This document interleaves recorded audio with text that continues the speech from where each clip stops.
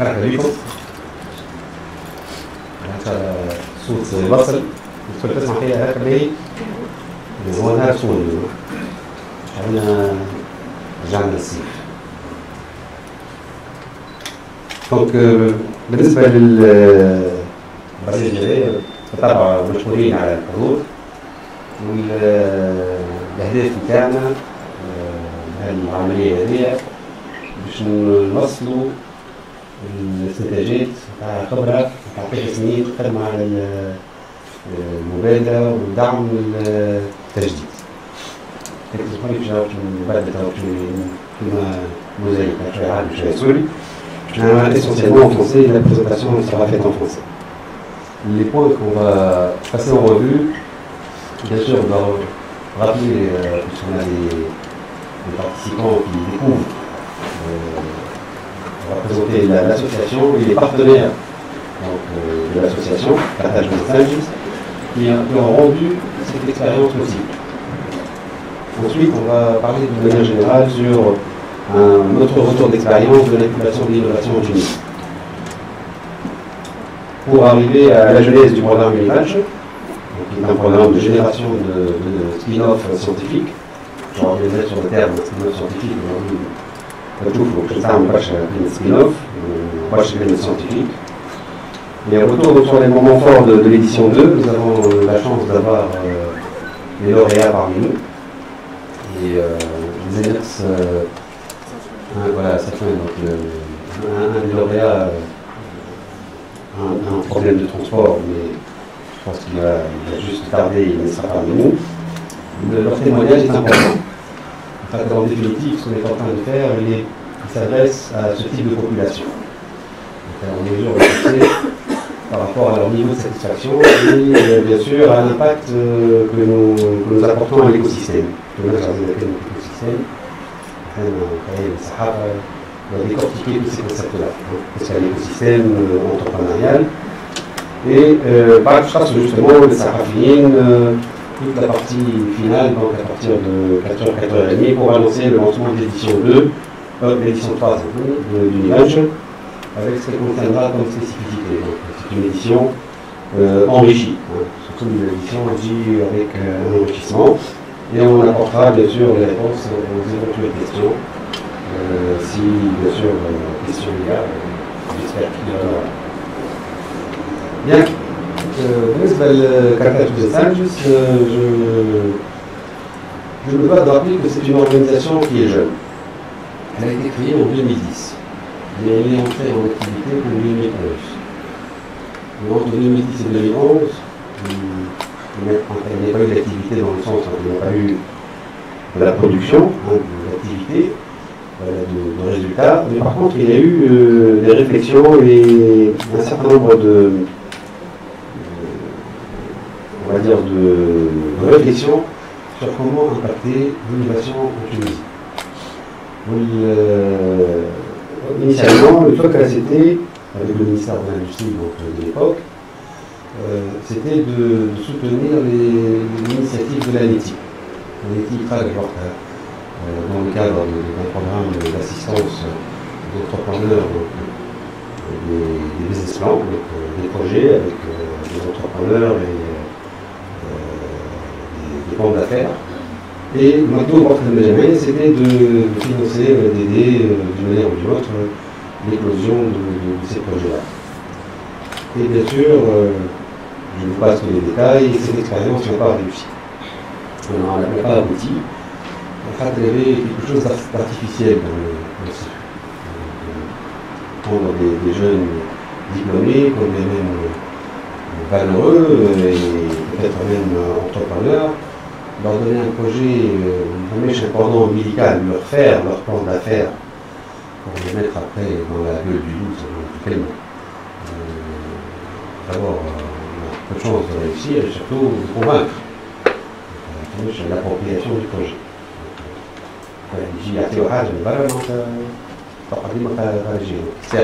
C'est pas sa production, il n'y a pas un cordon ombilical autour. On n'arrive pas à être convaincant lorsqu'on a un plan d'affaires dans lequel La contribution est juste la première page du KCV. Sans parler de l'autre aspect, l'innovation est un vaste sujet. L'innovation plutôt, c'est un mot très galvaudé, on reviendra dessus, qui pose un certain nombre de problèmes, puisque certains financements sont conditionnés par le côté innovation. Or, l'innovation, c'est encore une formalité administrative. C'est un comité administratif au sein du ministère de l'Industrie qui décide si le projet est innovant ou pas innovant. Ça aussi, c'est un autre souci sur lequel on reviendra. Donc, j'aimerais équiper peut-être avec un positionnement un peu, on va dire, incertain, puisqu'il n'y a ni statut fiscal, ni tradition de mais en faisant ce qu'on appelle des séminaires sur la question, et surtout un événement phare, qu'on appelle le séminaire de la finance alternative, on a pu diffuser un certain nombre de concepts, et surtout quel rôle peuvent jouer les investisseurs providentiels en français dans l'écosystème. Et parallèlement à cela, en 2011, ça a été une année dans laquelle il y a eu donc, cette inception, on va dire, le démarrage de l'activité de cartage de Sandwich, et surtout la création du premier incubateur Clué, Wikistartup, avec un fonds, l'idée de créer donc, un fonds d'amorçage aussi privé, aussi modeste, puisque le premier tour de table qu'on avait à l'époque fixé était de 20 millions de dinars. Sur la base d'un ticket moyen de 50 000 dinars, on se disait c'est pas mal, on va faire une vingtaine de projets. C'est ça un peu l'idée. L'idée de passer par le fonds, par un fonds d'amorçage, par Salafat, qui est vice-président de l'association, il pourra compléter, mais qui est surtout notre gestionnaire de fonds, donc du GFS, qui pourra expliquer un peu mieux comment on peut, à partir de cette expérience, valoriser ou capitaliser sur les premiers résultats. Donc c'était ça l'idée, comme il y avait beaucoup d'énergie, beaucoup de bonne volonté, et cela nous a conduit bien sûr à construire des programmes, notamment Univenture. Il y a eu l'ancêtre Univenture en 2011, la première action c'était dans le cadre d'une APO, et US Investors Day, on l'avait appelé comme ça. On a fait venir des Tunisiens de la diaspora de l'Amérique. On va faire venir un peu avec cette culture de message, une manne par l'innovation ou l'angel investment. De la diaspora, on a des appels à projets. On a appris beaucoup de choses, on a fait beaucoup d'erreurs. Mais on a eu des lauréats quand même. Et on a eu des résultats positifs. On a eu le docteur Saad Louis, qui était donc primé lors de cette première action, qui est maintenant devenu mentor, c'est fantastique. Voilà, donc, comme le seul, pourquoi un entrepreneur il peut être un bon trainer, un bon formateur, il peut être aussi extrêmement mentor. Et le coup d'après, on avait appelé Maghreb Startup Initiative, donc c'était un peu régional. On a fait beaucoup d'erreurs, on a beaucoup appris. Pour construire notre propre brand, donc Univenture est un brand qui appartient 100% donc, à Carthage Business Angels. Et ça a été donc développé bien sûr avec Wikistartup, Capitalis et des partenaires. Même la LPR, la Caisse de dépôt et de consignation, la GIZ, comme soutien financier et non financier, donc soutien institutionnel aussi à ce type de programme. Donc, on a une Univenture qui fait pas trop faire. Alors, Wikistartup, donc, on peut dire brièvement, c'est tout simplement l'incubateur dans l'écosystème qu'on a créé. Donc, l'association, c'est le premier pilier. Wikistartup, c'est le deuxième pilier. Capitalis, c'est le troisième, dans l'ordre. Et Wikistartup fonctionne un peu comme une plateforme, c'est un centre d'affaires. Centre d'affaires et d'assistance technique. Mais il a aussi le modèle économique des bureaux d'études et de conseils et formations. Donc il y a beaucoup de conseils et des études qui sont réalisées chaque année par Wikistartup pour un certain nombre commanditaires, notamment le gouvernement tunisien, sur la partie de l'essaimage. L'étude sur l'essaimage, l'évaluation du programme d'essaimage a été faite en 2012, je reviendrai dessus. Ça a été même cette idée-là, le lancement du match. Voilà, capitalise, donc très brièvement, géré par UGFS, qui est un gestionnaire de fonds, et qui a aujourd'hui pratiquement utilisé ses fonds, on n'est pas sur le point de finir l'utilisation de ces fonds. L'objectif, c'est de passer à 10 millions de dinars. Donc on voudrait monter à 10 millions pour donc donner de l'ampleur à ce fonds-là et à ce type d'intervention en early stage. Donc, le early stage, c'est la partie amont, c'est l'amorçage, là où il y a le plus de risques, là où il y a le plus d'incertitudes. Et là où il faut d'ailleurs le plus d'intelligence. Quand il y a beaucoup de risques, il faut beaucoup d'intelligence. Et d'intelligence collective. C'est notre expérience. Elle a créé aussi l'intelligence collective. Parmi les partenaires, évidemment, on a un jeu de SNEF, l'édition 2. Le site, donc c'est le Centre for Entrepreneurship and Executive Development, donc réalisé depuis Batman avec un appui de l'USAID, donc avec un financement donc, américain. Et cette association, liée à un des objectifs que nous intéresse beaucoup parce qu'elle apporte aussi un soutien pour le mentoring et pour le coaching. Donc, quelque chose de très pratique. La rade de Sèvres, lorsqu'on prend des mentors et qu'on ne paye pas les mentors, les coachs, il y avait un souci. Il n'y avait pas de commitment, il n'y avait pas un engagement. Donc le fait de rémunérer le mentoring, c'est une manière d'avoir l'engagement mutuel. Donc ça va aussi dans le sens que nous souhaitons. Bien sûr, sur l'enveloppe totale de 500 000 $, nous on n'est pas concerné, on a une partie, en tout cas toute la mise, mais on a un gros budget par rapport à d'autres. On est content aujourd'hui de bénéficier de ce soutien.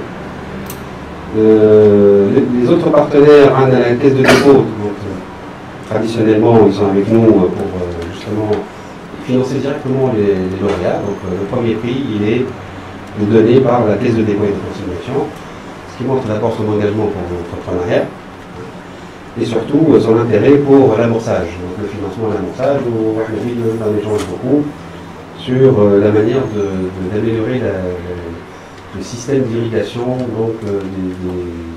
des secteurs innovateurs, et donc c'est une manière aussi de bénéficier de son retour d'expérience. Voilà. La NPR, son directeur général, qui nous donne aussi accès au patrimoine scientifique tunisien, à travers les chercheurs, bien sûr, les unités de recherche. On a eu beaucoup des échanges très intéressants avec la NPR. Nous avons aussi des mentors de la NPR. J'espère qu'on aura donc des conventions signées avec le plus grand nombre de laboratoires, en tout cas dans les secteurs qu'on vise. Les secteurs qu'on vise sont 5 secteurs, la biotechnologie, l'agroalimentaire, l'énergie, la santé et les médiatiques, donc contenu numérique. Voilà. Et enfin la GIZ, qui est, comme je vous l'ai dit, a financé la première étude et elle a aussi financé, contribué au financement de la première édition. Voilà. C'était pour vous présenter les partenaires de Carthage Business Angels, les promoteurs donc, de ce programme Univenture. Maintenant, un retour d'expérience. Un retour d'expérience, déjà, on trouve que les choses évoluent d'une manière peut-être un peu chaotique, tout ce qui concerne l'innovation, tout ce qui concerne l'incubation de projets d'innovation. Il y a une sorte d'excitation. On part un peu dans toutes les directions, mais c'est intéressant. Ce chaos, il est aussi stimulateur, il stimule un peu. Mais c'est quand même des choses, il faut qu'à un moment donné, il faut que ça se stabilise et qu'on voit clair. En fait, il faut que, quelque part, la stratégie soit clarifiée, on peut être clarifiée que par les institutionnels d'ailleurs. En tout cas, il faut vraiment quels sont les secteurs sur lesquels on peut miser, se mettre en rang serré et en rang, organisé pour pouvoir justement produire de l'effet. La perspective de la NPR, moi je garde toujours cette slide qui montre un peu au départ le système national d'innovation qui a un rôle important. d'après la NPR, donc c'est un document NPR, les acteurs de production, les acteurs de soutien, eh bien, ce système national d'innovation, tel qu'il est modélisé, il est un peu au cœur d'une multitude de dispositifs et de mécanismes de financement. Alors, cette multiplicité, déjà, elle pose problème. Elle pose problème. C'est une manière de rendre confus l'écosystème. L'écosystème n'est pas très clair. Lorsqu'on a plusieurs autorités, plusieurs tutelles, plusieurs chevauchements de fonds, ça ne rend pas les choses faciles. Vous allez d'autres opérateurs privés, donc qui me sont Mentilaire, Réseau Entreprendre, Capitalise. Donc ça devient encore plus touffu. Et évidemment, lorsqu'on n'est pas familier, on n'est pas à l'aise avec la finance, encore moins avec les aspects juridiques, on s'y perd un peu. Donc, Matelot, justement, le dispositif c'est qu'il soit un peu plus simple. Et il y a une réflexion aujourd'hui pour simplifier un peu ce dispositif. Et surtout pour pouvoir en fait l'orienter chaîne de valeur de création de start-up d'innovation. Ce qui n'est pas aujourd'hui le cas, puisqu'on a l'impression que l'écosystème aujourd'hui il est centré sur les institutions de financement et des prérogatives ou limitées par des textes contraignants, etc.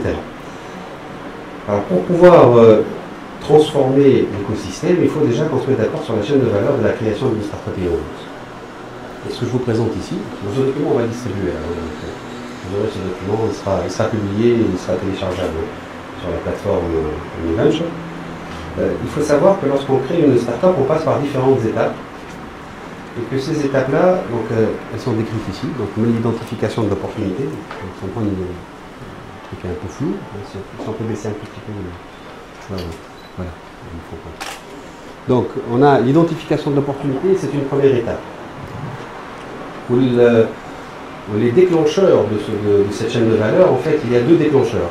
Le monde des hommes et le monde des idées. Le monde des hommes est représenté par un entrepreneur. Le monde des idées, c'est un concept, une idée. Ça peut être une vision. D'accord ? Donc à partir de là, on construit un peu le projet. Et la relation entre justement ce monde des idées avec le monde des hommes, c'est l'entrepreneur qui la matérialise. Et lorsque cette opportunité, c'est une opportunité réelle, avérée, à la portée, de proximité, j'aime beaucoup les opportunités locales, qui répondent à une problématique locale, un problème local, elle a des chances d'aboutir. Lorsqu'elle est surréaliste, lointaine, elle concerne d'autres marchés lointains, etc., il y a moins de chances d'aboutir. Vous voyez, donc déjà, mais là où l'identification d'opportunités, il y a tout un travail. Et nous, dans le cadre de l'Univenture, on fait beaucoup dans nos conférences dans les universités et laboratoires, qui ont des chercheurs. On insiste beaucoup sur l'identification de l'opportunité et on a même développé une méthodologie d'identification de l'opportunité. C'est des outils qu'on met à disposition des chercheurs, des entrepreneurs, des élèves ingénieurs, pour qu'ils identifient correctement une opportunité. D'accord ? L'approche des MAO, c'est Mohamed Jouet, quand il était à l'ENIS, il se souvient certainement du traitement de la filière huile d'olive qu'on a fait ensemble. Il y a des opportunités impressionnantes qu'on peut trouver dans la chaîne de valeur huile d'olive. La filière huile d'olive, on pense être un champion du monde de l'huile d'olive, et en fait, on peut encore développer des centaines, si ce n'est pas des milliers de start-up dans cette filière. Donc cet exercice est un exercice intéressant, et ce qui nous intéresse, c'est que lorsqu'on développe ce package, on le diffuse, on le laisse se développer par lui-même dans les universités, donc il est appelé lui-même à être disséminé et à être fertilisé, la fertilisation du savoir. Qui est le fait que l'entrepreneur et son idée, on commence à développer, en fait on développe quoi en définitive? Les réflexions préalables sont liées à la stratégie personnelle du promoteur et aux besoins aussi du promoteur par rapport aux besoins du marché et par rapport à la stratégie, voilà ce qu'on appelle des études préliminaires. D'accord, les études techniques préliminaires. Et donc, ce sont des éléments, c'est des va-et-vient entre le champ du possible, qui est limité, vous savez, le champ du possible, une des limitations, c'est les connaissances. Donc, si on développe des connaissances, on augmente la champ visible. Donc, comme des sciences, on a des connaissances nouvelles qu'on va assimiler dans ces étapes-là pour pouvoir augmenter son champ du visible et donc le champ du possible. Pour arriver donc à structurer le projet. Donc l'étape de la planification du projet, là on commence à avoir un projet structuré. Je reviendrai très rapidement sur la structuration du projet. C'est un élément décisif. Il n'y a pas que le temps, que l'argent dans un projet. Il y a aussi une dimension liée à le risque. Et le risque aussi, on le modélise et je vous montrerai comment. Une fois qu'on engage le projet, on puisse construire soit un prototype, voilà, une maquette, voilà, en tout cas quelque chose qui rassure sur la faisabilité du projet. Et c'est avec ça qu'on va pouvoir faire un plan d'affaires. Un plan d'affaires final, donc dans le sens, un plan d'affaires appuyé par un prototype, voilà, une maquette, c'est quand même beaucoup plus sérieux.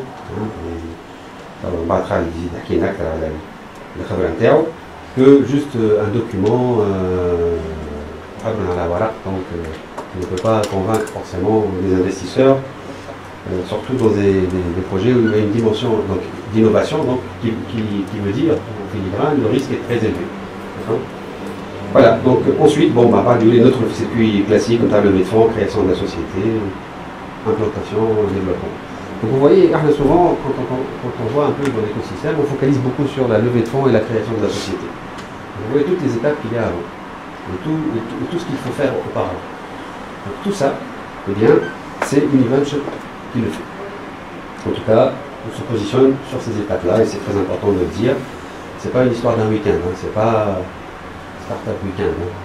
Mais ça ne veut pas dire qu'il ne faut pas qu'il y ait des Startup Weekend. On a besoin de ce genre d'initiative parce que ça stimule les idées. Il y a un Startup Weekend, on va dire, il y a un autre programme, ce n'est pas pour dénigrer les autres programmes, bien au contraire. Personnellement, je suis content quand je vois qu'il y a des programmes. C'est un enrichissement pour l'écosystème. Donc, SAIF aussi est un programme très court, mais très intéressant. Il génère des idées. Exactement. On aime beaucoup ce genre d'initiative. Et on les aide quand on peut. Voilà, donc la structuration du projet et la manière dont on structure les projets, eh bien, on peut la matérialiser sous forme d'une courbe risque versus investissement. Donc, si en rouge, vous voyez la courbe du risque, donc au départ, quand on démarre un projet, ce n'est qu'une idée, le risque est à 100%. Le risque est très élevé, c'est juste une idée, un concept. En faisant des études et en faisant du travail de recherche, etc., en fait, en investissant, parce que ça c'est de l'investissement, peut être matériel ou immatériel, eh bien on baisse le risque. Alors ce qui est intéressant, c'est que le risque il ne baisse pas d'une manière linéaire, donc il peut être plus ou moins voilà, donc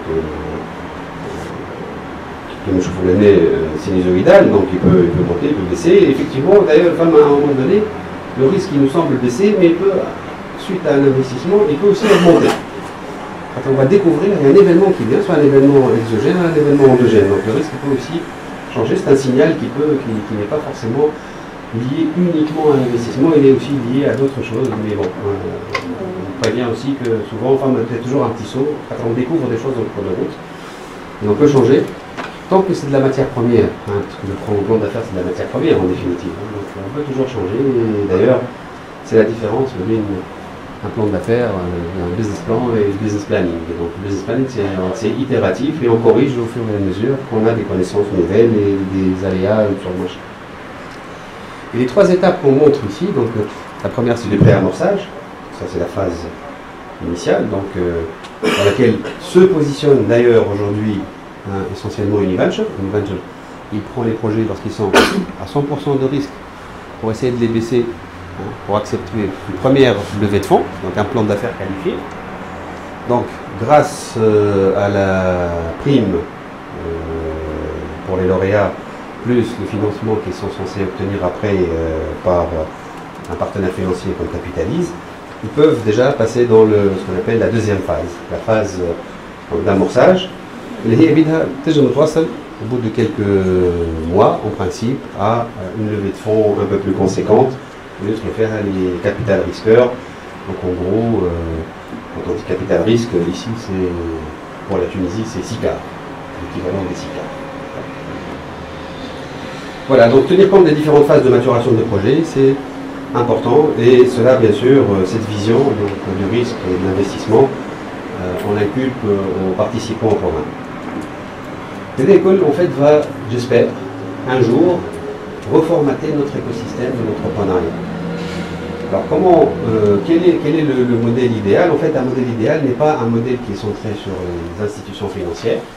Voilà un modèle qui est centré sur le système national d'innovation. C'est un modèle centré sur l'entrepreneur. L'entrepreneur, il est au cœur de l'écosystème. Les couches qu'on voit autour de l'entrepreneur, tel que c'est décrit ici, on a bien sûr plusieurs couches. Donc la première couche, c'est ce qu'on appelle la couche de l'éducation formelle et informelle, donc tout ce qui est apprentissage. La deuxième couche, c'est la couche de l'investissement, donc que ce soit d'ailleurs en capital, voilà, en service, vous voyez, donc c'est le deuxième cercle. Pour ensuite arriver à la troisième couche, là où on trouve les services professionnels, les associations, les incubateurs, le networking. Et la dernière, elle fait à tout ce qui est cadre réglementaire et infrastructure. Donc, vous voyez, le cadre réglementaire et l'infrastructure, c'est la quatrième couche. C'est pas la première. C'est vraiment la quatrième couche. Donc là, c'est un modèle qui est pris donc, dans les études scientifiques dédiées à l'entrepreneuriat. Et on trouve qu'il est particulièrement intéressant quand on place les acteurs qui agissent aujourd'hui sur notre écosystème, le marketing dans les bulles, et bien vous voyez que nous avons une densité incroyable d'acteurs. Et là on se demande mais pourquoi ça ne marche pas? C'est là la question, c'est quand on voit cette densité, on se dit mais pourquoi ça ne marche pas? La Tunisie n'est pas classée comme un pays innovateur. La Tunisie n'est pas classée correctement dans le salon d'entreprise. 78, c'est ça, dans l'index, Global Index, nous sommes 78e en 2014. On a reculé 8 points. En plus, on a reculé 8 points. Mais on ne fait que reculer, mais c'est pour mieux rebondir.